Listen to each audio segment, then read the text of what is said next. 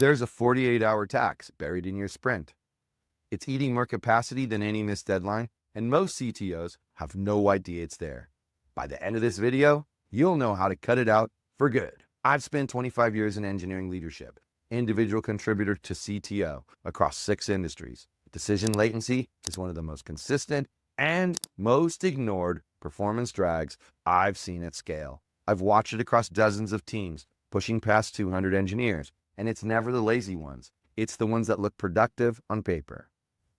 Here's what caught Priya off guard when she ran her audit, and it'll probably catch you off guard too. The bottleneck wasn't who she thought it was. We'll get there. Here's the structure. First, Priya runs a 6-column decision latency audit. I'll walk you through every column. Second, we identify 3 structural gaps the audit almost always exposes. And third, Priya installs 3 pieces of decision infrastructure that close those gaps. You'll have the audit framework before this video ends. Priya's team is not slacking off. Stand-ups are happening, Slack is full, everyone's got a ticket open and a deadline in their head. But pull up the sprint board on a Friday afternoon, and almost nothing has crossed the finish line. The work's moving, the decisions aren't. That's the tax. Not your full project cycle time. Not a missed deadline. Specifically, the wait between when your team identifies a decision and when someone with perceived authority makes it. Example, Monday at 10 a.m., the team realizes scope needs to shift. They ping Priya. She's in back-to-back meetings. She responds Tuesday afternoon. The team has a follow-up question. She answers Wednesday morning. That's 48 hours of decision latency, and 3 engineers were operating at half capacity the entire time. Now do the math. 48 hours times 4 blocked engineers isn't 48 hours lost. It's closer to 192 hours of capacity just sitting idle in your sprint. The audit Priya runs is a spreadsheet with 6 columns. The only rule is honesty. She pulls the last 10 decisions her team escalated to her and fills in each row. Column 1, what decision was actually being requested? Not the project, not the ticket, the specific call. In Priya's Monday case, whether to cut a feature to protect the release date. Column 2, who should have owned that call? Not who made it, but who could have made it without escalating. In most of Priya's rows, the honest answer is the engineering lead or the product manager. Columns 3 and 4, timestamps, start to finish. That's where the tax stops being abstract and becomes a number. Column 5, blocked impact. Who was waiting and how many people? 2 engineers, QA hold, a customer facing release. Now the delay has cost. Column 6 is the one that changes the math. I'll get there in just a second. But first, here's what Priya found when she laid out those timestamps. The delays weren't random.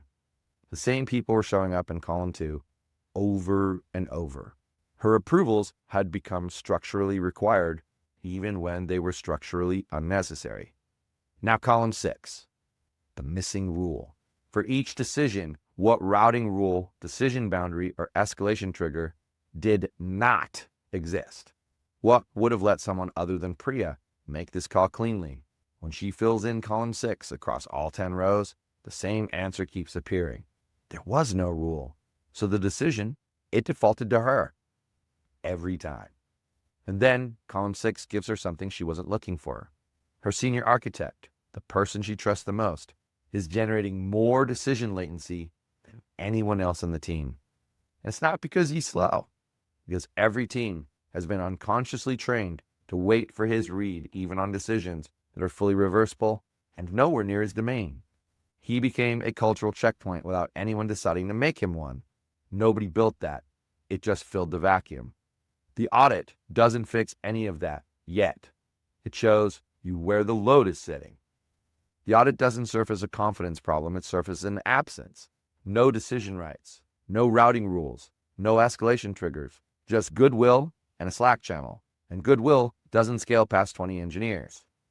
3 gaps show up in almost every team that runs this audit. Gap 1, unclear decision ownership. Nobody drew the line, so the safest move is to ask up. Asking up is exactly how the tax accumulates. Gap 2, no routing rule.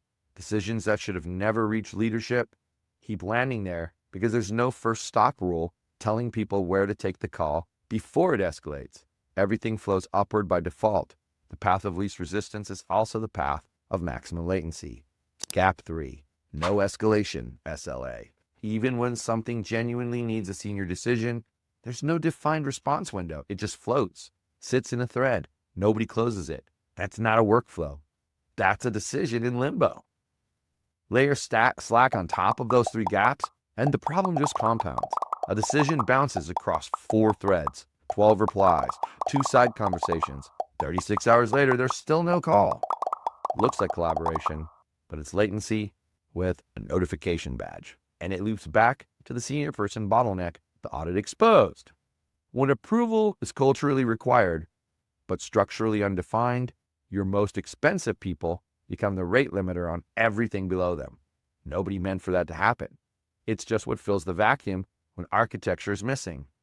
The goal, it isn't faster approval, it's fewer decisions needing approval in the first place. Priya doesn't fix this by running a workshop on psychological safety. She doesn't send a Slack message about trusting people more. She installs infrastructure. 3 pieces, each one mapped to a gap the audit exposed. First, a decision rights matrix, not a racy chart with 17 columns nobody reads. A simple list of who owns which calls without approval. Engineering lead owns implementation trade-offs. Product owns feature scope inside already approved outcomes. Support owns low-risk customer workaround communication. Leadership owns strategic calls, legal exposure, budget exceptions, and anything with a customer commitment attached. When the matrix exists, the question, should I ask Priya about this, has a structural answer instead of a cultural one. Second, routing rules. Before a decision escalates, where does it go first? Sprint scope trade-offs go to product and engineering together, not an executive. Technical implementations go to the engineering owner. Customer workaround decisions go to support, unless they cross a defined severity or revenue threshold. The routing rule doesn't remove judgment, it removes the reflex to skip judgment entirely and go straight to the top. Third, escalation SLAs, P1 issues, security incidents, customer commitment problems, same-day budget exceptions, 24 hours, strategic trade-offs, next leadership review, reversible decisions inside someone's domain. They don't escalate at all. When the SLA exists, a decision sitting in someone's inbox, it has a clock on it. Without the SLA, it sits there with no pressure and no deadline. That's how 48 hours disappears without anyone noticing. Alongside those 3, Priya installs 2 operational shifts. Silent green light for reversible decisions. Post the decision, tag the relevant owner, move forward unless someone raises a specific risk within 4 business hours. That flips the default from wait for permission to move unless stopped. People need structural cover to act. This gives it to them. Office hours batching for non-urgent calls. Instead of individual Slack threads for every question, non-urgent decisions accumulate for a set weekly window. If something's reversible and inside your domain, you don't wait for the meeting, you move. If it genuinely needs a group call, it goes on the list. This cuts the interruption cycle without cutting legitimate collaboration. Here's what changes for Priya's team. That same scope question that burned 48 hours across 3 people now gets resolved by the engineering lead before lunch. The routing rules tell him it's his call. The decision rights matrix confirms he doesn't need a second signature. Nothing changed about the people. The architecture did. Now, the 48-hour tax doesn't disappear because people get more confident. It disappears because you stop requiring permission where permission is never structurally necessary. Run the audit this week. 6 columns, 10 decisions. Honesty only. Focus on column 6. Count the rows that come back with no rule. That number tells you more about your team's actual decision architecture than any retrospective you'll ever run. Our next video, why hiring more people just makes it your approval queue even bigger. Subscribe so you don't miss it.